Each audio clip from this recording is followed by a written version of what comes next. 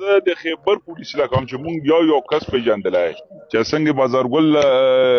اجي صاحب وویل که نه دا هغه خاصدار دي چې خپل ټورنور یې ختم کړی او اوس په یو غوټو باندې ایمان راوړی پوه شو خپل بچي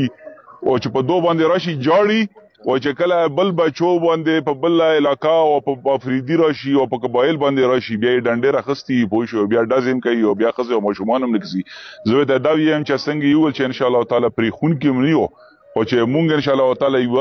یو ځل د جرګه اټین شي او جرګه یې مونږ وشي پښتون تاسو سره مونږ کار دی چې څومره توان هم کړی یوې په سر نسل اخلم و یو ګزار دی چې کړی یو سړی دی ما وویشتی نو دوه وی دی ولې مینه ښه واوره و خیبر پختونخوا پولیس ته هم واوري دا دلته اینه ما سره اسم دلته په ریګیلال مکې تناظم ده دلته مې سره خبرې هم دي الله په ذات مې قسم وي چې مخامخ ټاونشپ ته چې پرې نه یم ګورئ نه په ټاونشپ کې هم چې په دا کې هم رانه ونه اوسېږه او په دا پولیس لاین کې هم رانه کښېنه نه په کلره او خاص کر د کوکي خیلو پولیسو له زه یعنې چې پرون یو پېژندلی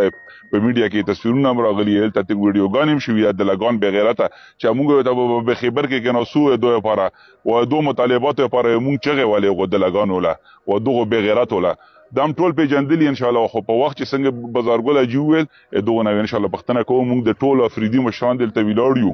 تاسو وینو موږ سره شرماني او ملاګوري او شنواري هم دي انشاءالله تعالی مازدیګر له خلک هم راوځي موږ بیا پنډال انشاءالله جوړوو او دغه